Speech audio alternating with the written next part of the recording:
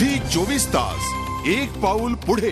रेल्वेचा रूळ ओलांडणं जीवघेणं ठरू शकतं हे आता पुन्हा नव्यानं सांगण्याची गरज नाही, पण तरीही लोक जीव धोक्यात घालून रूळ ओलांडण्याचं धाडस करतात आणि त्यांची किंमत त्यांना अतिशय जबररित्या चुकवावी लागते। जर्मनीतही असाच एक प्रकार घडला। रेल्वे स्टेशनवर या व्यक्तीनं रेल्वे रूळ ओलांडण्याचा प्रयत्न केला। रुळावरून प्लॅटफॉर्मवर चढणार तेवढ्यात वेगानं एक ट्रेन आली आणि आपण पाहतो की रेल्वे ट्रॅकवर नेमकं काय घडलं। जर्मनीतला हा प्रकार होता। हा माणूस क्षणार्धात रेल्वे येते म्हणून रुळाच्या बाजूला चिकटून बसला। रेल्वे धडाडत्या अंतःकरणानं धडाडत्या स्पीडनं जाऊन गेली। त्या माणसाचं काळीज धडधडत होतं। नेमकं काय घडलं हा थरार पहा, पुन्हा एकदा पहा। क्षणार्धात नजरेसमोर येणारी रेल्वे कुठल्या मागे न जावं हा न कळलेला हा माणूस, आणि काय झाले पहा। मृत्यूला चकवा या शब्दाचा अर्थ, त्याच्या संवेदना, त्याच्या भावना कशा असतात ते पाहूयात। पुन्हा एकदा शॉर्ट रिवाइज करून पाहूयात, आपण रिवाइंड करून पाहूयात। क्षणार्धात समोरनं रेल्वे येते, दोन्ही बाजूने रेल्वे येत आहेत। अशा वेळेला काय करावं? कारण ज्यावेळी अकल्पित अशी एखादी घटना घडते त्यावेळी आपला मेंदू काम करणं सोडून देतो आणि अशा वेळी शरीर जे काही होईल ते पाहत राहतं, पण त्यातूनही नेमकं काय घडतं ते पहा। तो माणूस या सगळ्या घटनेतनं वाचला। अशीच रेल्वेच्या वेगाची आणि रेल्वेच्या या संपूर्ण पद्धतीची घटना आणखीन एक पाहूया। मृत्यूला चकवा। रेल्वे रूळचा प्लॅटफॉर्म ओलांडून ट्रॅकवर दुसऱ्या बाजूला जाण्याच्या परिस्थितीत असतानाच त्याच वेळी क्षणार्धात दुसरी रेल्वे आली। रेल्वेचा फुटबोर्ड, रेल्वेची अंतर कमी होत असतानाच तो माणूस जीवाच्या आकांतानं खाली लपला गेला आणि तो माणूस वाचला। आपल्याला माहित असेल की रेल्वेचा प्लॅटफॉर्म आणि रेल्वेची रूळ चाकं यातलं अंतर हे किती असतं, पण तुमच्या श्वासाचं अंतर जर मोठं असलं तर त्यावर आपण काहीही करू शकत नाही, कारण या सगळ्यावर विजय असतो तो मृत्यूचा दिलेला विजय। पुन्हा एकदा रिवाइज शॉर्ट करून, ऑस्ट्रेलियात घडलेली घटना। हा माणूस ट्रॅक चेंज करून दुसऱ्या ट्रॅकवर जातोय। पुन्हा एकदा मागे येऊन मृत्यू कधी घालेल याचा काही नेम नसतो।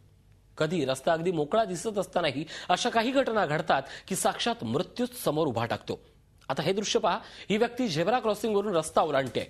खरं तर सिग्नल रेड असल्यामुळे सगळी वाहनं थांबली आहेत, पण त्याच वेळी एक वेगवान बस पाठीमागून आली आणि तिनं सिग्नलवर उभ्या असलेल्या वाहनांना जोरदार धडक दिली। त्यामुळे रस्ता ओलांडणारी ती व्यक्ती वाहनाखाली येते की काय अशी शक्यता क्षणार्धात निर्माण झाली, पण ते लक्षात आल्यावर त्या व्यक्तीनं धाव घेतली आणि त्यामुळेच त्याचा जीव वाचला। रेड सिग्नल म्हणून आपण रस्ता क्रॉस करायला जायचा। आपल्या नजरेसमोरची वाहनं शांतपणे उभी असतात, पण मागून येणारं एखादं अवजड वाहन या सगळ्याला धडक देऊन आपली गाठ जाऊन पोहोचवते ती म्हणजे मृत्यूशी। पण त्यावरही काही माणसं असतात की ती थेट मृत्यूला चकवा देतात।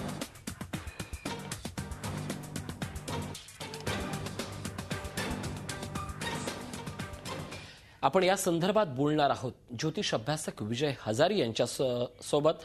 विजय हजारी आपल्या सोबत असणार आहेत। आपण त्यांच्याकडनं जाणून घेणार आहोत की या सगळ्या गोष्टी नेमक्या घडतात कशा।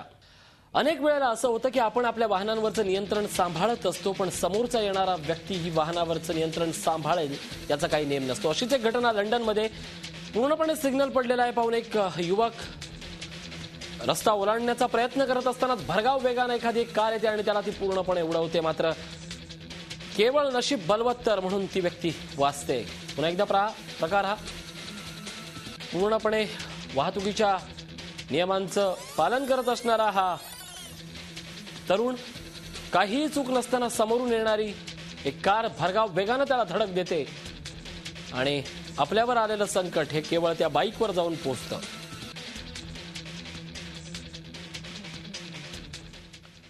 आपल्यासोबत आहेत विजय हजारी। आपण त्यांच्याकडून माहिती जाणून घेणार आहोत या संदर्भाबद्दल, या सगळ्या अकल्पित घटनांबद्दल। हजारीजी, की मोठमोठे अपघात होत असतात आणि त्यातून अनेक माणसंही अतिशय आश्चर्यकारकरित्या वाचतात। काय सांगाल या सगळ्यांमागची कारणमीमांसा? काय आहे की प्रत्येकाच्या कुंडलीमध्ये काही ग्रहयोग असतात। जसं अपघात जे आहेत या अपघातांचे मुख्य कारक ग्रह म्हणजेच कारणीभूत होणारे जे ग्रह आहेत हे म्हणजे मंगळ, हर्षल, शनी, प्लुटो, नेपच्यून असे ग्रह आहेत। विशेषतः मंगळ आणि हर्षल हे दोन प्रामुख्याने मोठ्या अपघातांना कारणीभूत होणारे ग्रह आहेत. तर शनी आणि मंगळ हे जे दोन ग्रह आहेत यांचे ज्यावेळी काही कुयोग म्हणजे काही वाईट योग होतात, अशुभ योग कुंडलींमध्ये होतात, अशा वेळी फार मोठे अपघात किंवा मोठे बॉम्बस्फोट, मोठ्या आतंकवादी कारवाया, सुनामी वगैरे येतात. तसंच नेपच्यून आणि प्लुटो हे ग्रह सुद्धा फार मोठ्या आंतरराजकीय किंवा आंतरदेशीय घटना ज्या आहेत तेथे फार मोठे युद्ध वगैरे होतात किंवा फार मोठे बॉम्बस्फोट किंवा क्रांती होते. अशा वेळी प्लुटो आणि नेपच्यून यांचा सुद्धा विचार केला जातो.